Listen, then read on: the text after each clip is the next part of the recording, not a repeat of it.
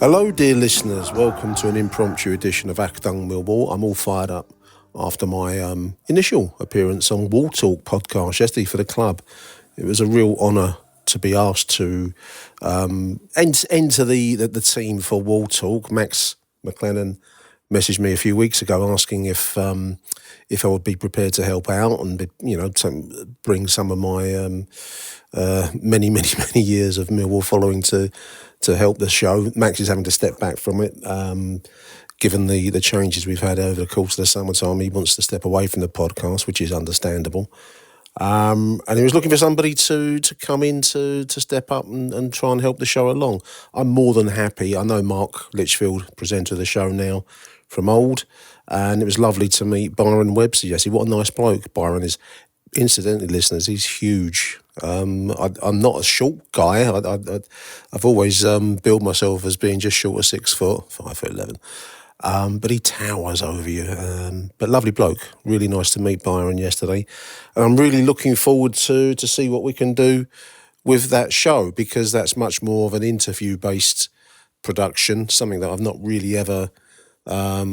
to some extent I have, but for the most part it's always been outside of my my radar, so to speak, doing Achtung Millwall. So it's something I'm really looking forward to exploring. Looking forward to working with both Mark and Byron. And it was lovely to pop over to the club yesterday. Incidentally, they've got a nice little setup over there. There's a proper studio with a producer. So I've had a few inquiries with people asking if I'm going to be able to carry on doing Achtung Millwall and obviously as and when required on Wall Talk. And the answer to that, dear listener, is yes, indeed I will, because that's a much easier setup for me. It's a studio. They have a producer. What luxury, listeners, not like me having to work in our spare bedroom and I'm the one-man band doing this show. I have a producer, so all I basically do with Wall Talk will be to do a bit of research, which is I love doing anyway, and turn up and talk, and somebody else does all the hard yards, which is a bit different to Achtung, because not only do we make it here, but I also do the editing and the production side of it myself, based on my little Apple laptop. So yeah, it should be perfectly possible. I certainly don't intend stopping doing Achtung Millwall. Max understands that, and I really hope that the two can go hand in hand. So yeah, we'll see. I'm looking forward to it. Now then, the reason that I thought I'd press my iPhone record and talk to you all today is one of the questions that we were talking about yesterday was friendly football. And of course, recently the club have announced a Spanish training camp.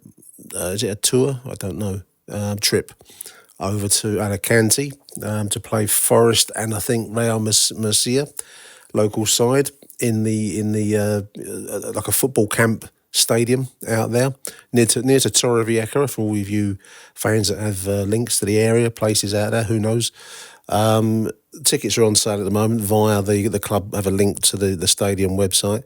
I've got talking about friendly football now. Then I've never made any secret, dear listeners, of the fact that I can't bear friendlies. They lack the edge that I look for in football. It's an essential element of it. Take away the edge, and there's nothing there for me. So no, I'm not going to go over to Spain. I wish everyone well that is going over there. It's a nice part of the world down there, and enjoy it. That's what I would say to everybody. Enjoy yourselves out there. Sure, everyone will.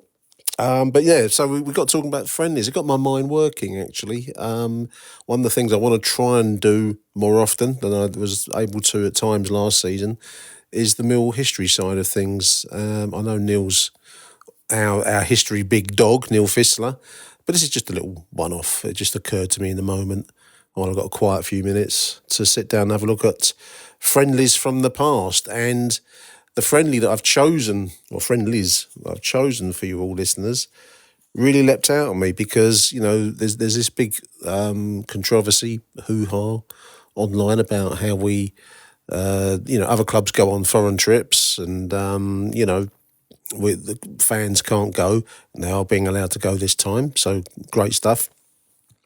But Millwall FC, in its way, has always been a little bit of a forerunner of stuff, and it's a very odd truth because clearly the kind of public stereotyped image of Millwall is this kind of lumpen proletarian, backwards dinosaur, you name it, you know what I'm talking about, listeners. And I've always quite delighted in the fact that we're actually quite the opposite, but it's under the radar stuff.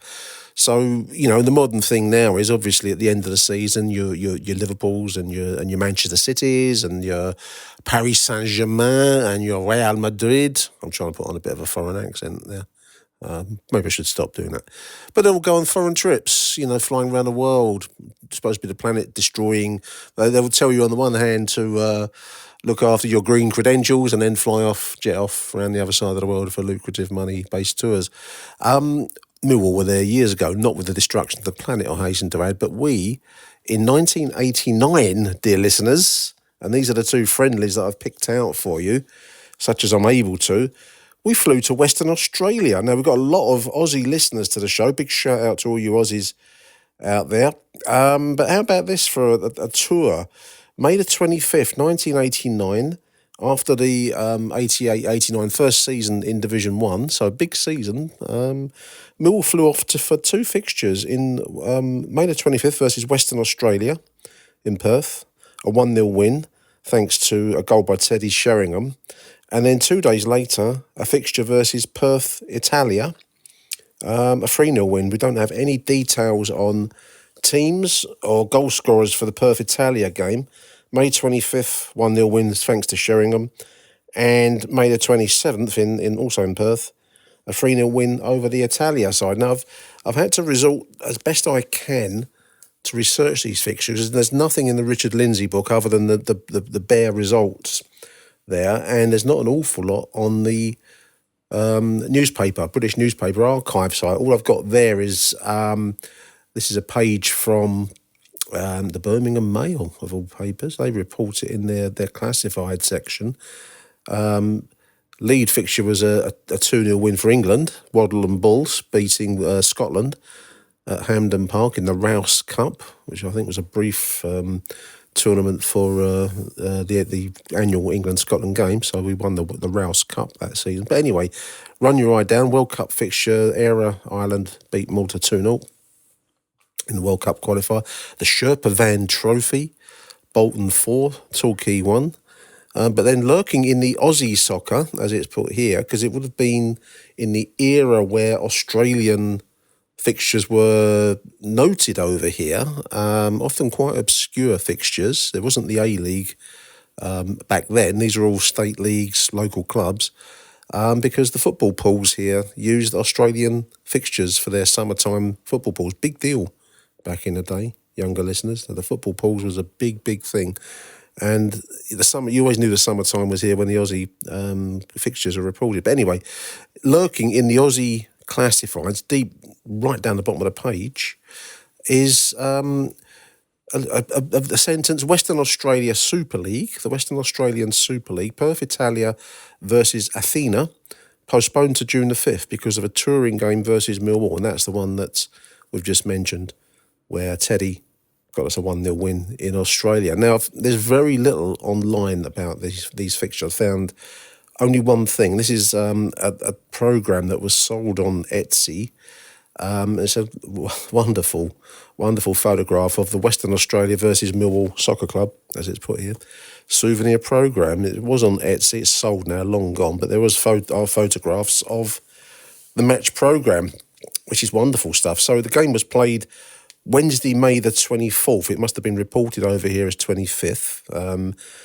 I think that's one of the things that you tend to forget in this modern world is, and I'm sure I don't need to tell all you Perth listeners out there, that you are the most remote city in Australia, let alone from the United Kingdom. I think it's almost directly the opposite side of the world, pretty much literally. And communication back then wasn't always so easy as it is nowadays. Nowadays I can speak to Jimmy, a big shout out Jimmy Webb out there in Perth, and we can be WhatsApping each other and talking on Zoom instantaneously. Well, that was not possible back in 1989, listeners. This was still the era of airmail and 2 weeks from sending your letter to receiving it on the other side of the world. So hence, I think, the confusion over the date. The kickoff was 8 p.m, Wednesday, May the 24th, 1989. The game, Western Australia 0, Millwall 1, was played at the Velodrome, Britannia Road in Mount Hawthorn, for all you locals that know that area. Wonderful front cover, very garish orange and yellow design. It's got like a speed font implying action. Western Australia versus Soccer Club. I will stick these photos online when I put this little tasty little podcast out there, listeners. Souvenir program, great picture of a goalkeeper, number 1, catching a ball. And there's a badge there of the Soccer Federation of Western Australia with a Swan River, I believe, Perth. And on the other side is Millwall Soccer Club, as they keep calling us, Millwall Soccer Club. Inside pages, some match photographs from games played by the Western Australian side. Croatia's Ricky Davis shields Andy Sharp off the ball at Perry Lakes Stadium. That's Croatia versus Western Australia. Many clubs in Australia were, of course, based on what we might call the ethnic groups that came to live in the country. I'm reading a fantastic book at the moment, just to go off on a tangent, listeners. It's called The Ball is Round by an author. I think he's like a university sociology history professor called David Goldblatt. And it's a global history of football. I'm about a quarter of the way into it. It's a hefty history of the world game. Fascinating to read it. And he covers in quite some depth the spread of the game from the United Kingdom out to the world, including, of course, what was then the Empire, the British Empire as was. And he touches on the reasons as to why football, as we call it, took hold in some places and less so in the English-speaking dominions. I'm speaking slightly from memory because I read it a few weeks ago, but his general kind of thesis, including Australia, is that the initial rise of football in this country, in England, came from the upper classes. They were the public schoolboys, and they saw sports increasingly, especially via the public schools, as a method of promoting British virtues, as they would have defined it. Now, you can take or leave those as you choose to, but those British virtues at that time would have included the idea of fair play and playing the game robustly, but shaking hands afterwards and not committing fouls. A gentleman doesn't. They had the ideas that you didn't take penalties, and they were seen as crass, professional, working class ideas that would take hold as the game in this country, here in England, was taken up by the proletarians, the workers, the people that worked in the docks, in our case, in the factories up north and down the mines in other places. So what you had was a kind of a class divide between, increasingly football began as an upper class pursuit, like rugby union, like cricket, and so on. That split in the idea of it being a British upper class game meant that it took hold in some places and less so in other places. Australia never really took hold. There's always cricket and the various rugby codes that, until recently, of course, where and the same in the USA, where the need to define yourself against Britain as a mother country meant that you had to develop your own sports. Hence the rise in Australia and popularity of Aussie rules football versus soccer, as it's called here. Same in America, baseball and American football, gridiron football, whatever you want to choose to call it out there. But these sports were developed as a nationalistic, and in Ireland, of course, what we now call a republic, Gaelic sports took hold as a riposte to the British games of football and cricket. Complicated subject. I hope I've done it some measure of justice there, and I'm sure if Mr. Goldblatt is listening to me, he's saying you've got a completely the wrong end of the stick, Nick. But anyway, that's what I took from his opening call to the book that I read. So the sport that we call football, soccer, simple and easy to play, but was seen increasingly as a working class game, and that didn't always meaning that it was taken up with a British working class game. It wasn't always taken up with a gusto in other places. Anyway, I've strayed far from the path on this fixture here between Western Australia and Millwall. So yeah, we've got a couple of action shots where the local side, Western Australia, were playing Croatia. On the other page, we've got a great team photograph of the 1988-89 side. There they all are: George Lawrence, Teddy, Cass. We've got Brian Horn in there. You name the whole. Les Briley, Terry Hurlock, Frank McClintock, John Docherty sat alongside the seats of Coldblow Lane, and that's the team photograph of this match. So Western Australia 0, Millwall 1. The Millwall side, Keith Brannigan in goal. He's a good goalkeeper, Keith Brannigan. I might actually dig his details out before we close this podcast. Dennis Salmon, David Thompson, Steve Wood, Ian Dawes, Paul Stevenson, Keith Stevens, Darren Tracy. There's a long forgotten name. Darren Tracy, midfielder. Jimmy Carter, Teddy Sheringham, Dean Horrocks, who I will mention before we close, George Lawrence and Kevin O'Callaghan, the two substitutes, 12 and 13, George Lawrence, Kevin O'Callaghan. Now, I can only guess that was the side that took the field. There are no reports to vouch for that. The Western Australia, I don't recognise any of these names here. Alan Davidson, Alan Armstrong, Mel Brown, Dave Evans, Robbie Dunn, Jeff Curran, Lou Kolova, Roy Hogan, Paul Wormley, Gary Murray, Ross Greer, and then subs, Peter Murphy, Sean Murphy, Jerry Christie and Roy Jones. Manager of the Millwall side, obviously, John Docherty. They list Roger Cross as the coach. I'm guessing that McClintock didn't travel, if he's not mentioned here. Physio Peter Melville. The coach for the Western Australia side, and I'm going to guess this is the linkage that set the fixture up, is Alan West, who played for Millwall, of course, in the 70s. So there we are. That's the two sides. Some pen pictures inside of the Mill side. I will stick these online. Dean Horrocks there. There's Jimmy Carter, Nicky Coleman, Dave Thompson, and just peeking in from the side of the photograph is Terry Hurlock, Paul Stevenson there, Wesley Reid. Back page, must have been just a 4-pager, I think, is an advert for Emu Export Lager. How about you, it asks. Yes, please is my riposte to that. Yes, please, Emu. Fancy a nice drop of Emu Export Lager. There we are. So there was that fixture there, 1-0 win on tour for Millwall. Then 2 days later, we played Perth, Italia, another one of these sides based around the immigrant groups of the various cities. So hence you had Croatia, hence you had Italia and various other groups of Australia, which was both its kind of bedrock and from what I've seen argued, it also held it back in the terms of more wide acceptance in Australian higher society eyes. I think that's probably the best way that I can sum it up. Achtung, Millwall. So I mentioned a few names, dear listeners, reading through that touring side to Western Australia mentioned earlier on, and I've just picked out a few here that caught my eye as I was looking down the team list there.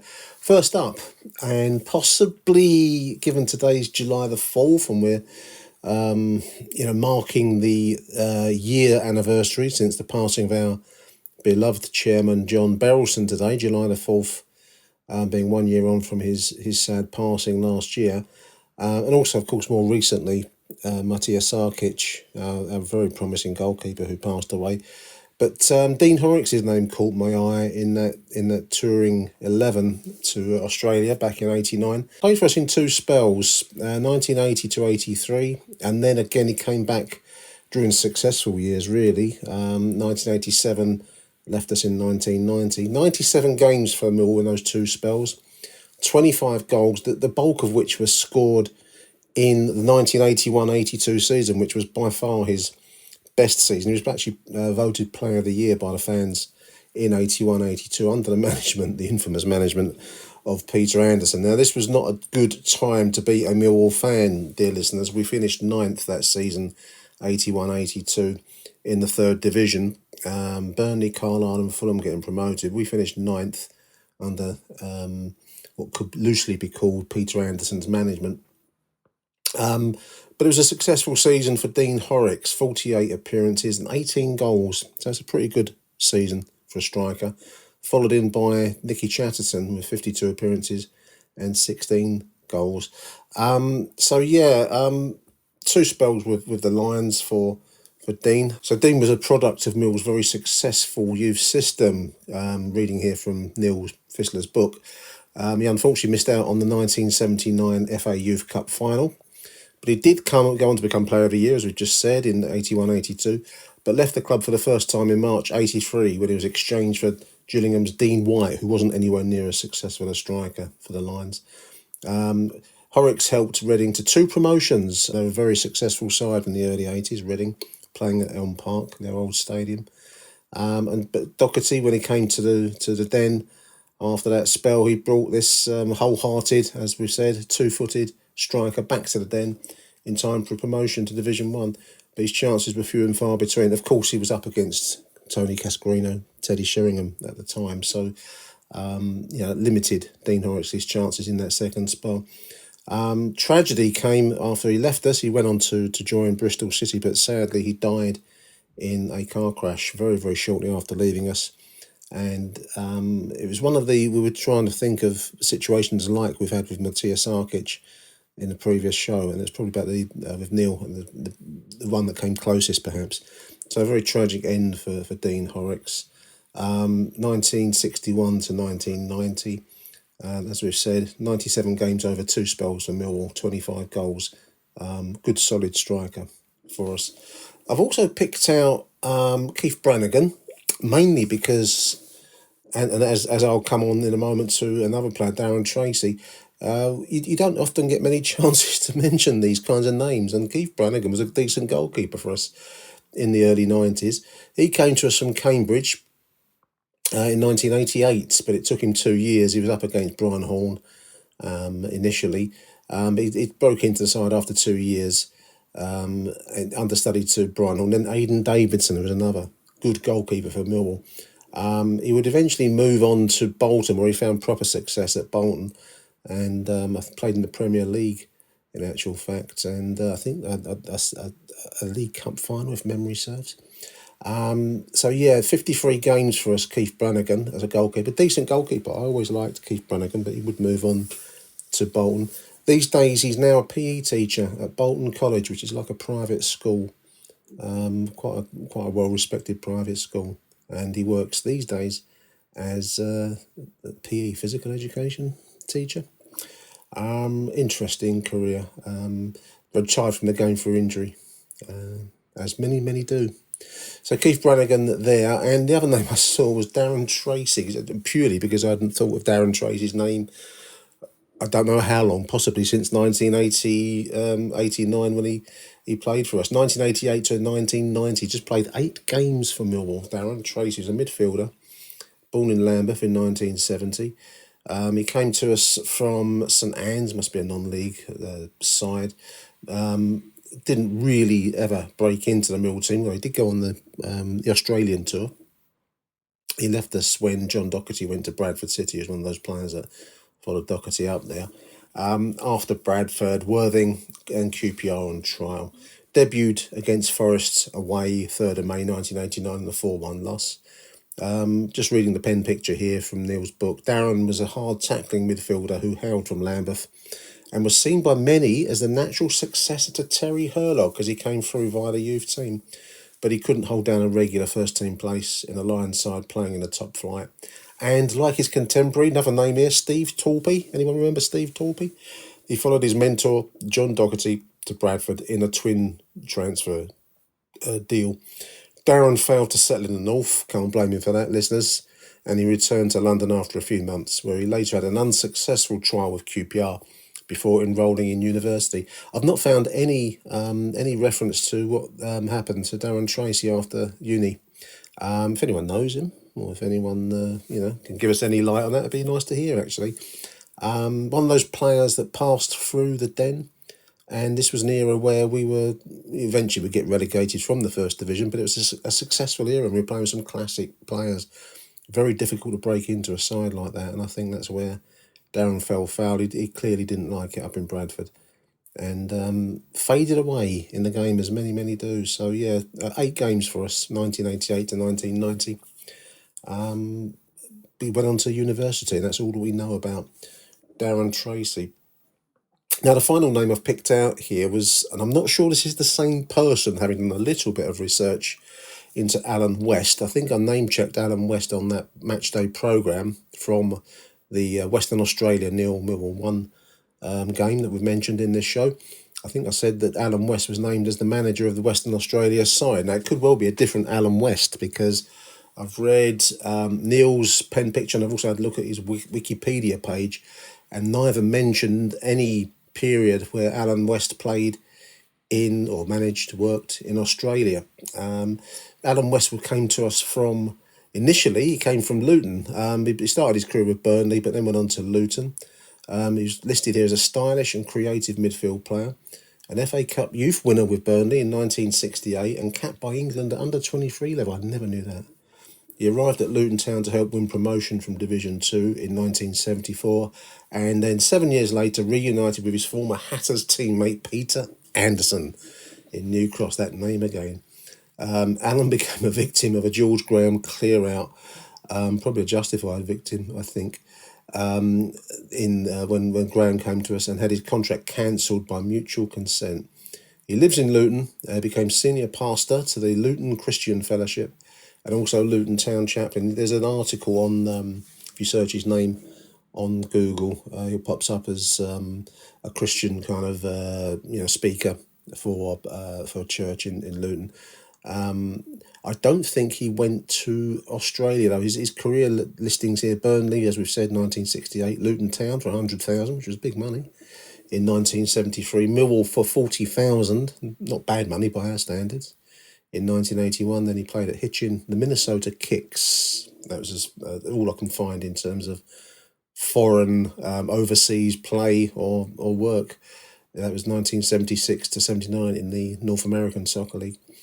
There was a great piss take, let's call it what it was. It was in the Lion Roars back in the 90s, and the author of the piece in the TLR mentioned how it was one game, it was pouring down with rain at the Den, and Alan West came out of the tunnel for pre-match training, came out, it was pouring with rain, put his hand out and decided he didn't want to get wet and went back into the dressing room. That was his pre-match prep, and it had the article dripped in venom, and that image has never left me of Alan West. But I'm sure he's a very nice bloke, and clearly he's become a major figure in the Luton Christian scene. So good luck to Alan West. 1981 to 83, 67 games for Millwall and 6 goals, Alan West. But I'm not sure that's the Alan West that we mentioned in the the matchday programme against Western Australia. There we are, dear listeners. Bit of friendly football, a few avenues and alleyways of tangents that crop up along the way as I talk. I hope you've enjoyed this little snippet of a show. Might do another one soon. We'll see how it goes. But thank you for listening, and please do stay tuned not only now to Achtung Millwall but Wall Talk when we do further editions. And until the next one, I want to say a big thank you, and Arrivederci Millwall. Thank you for listening. Bye for now.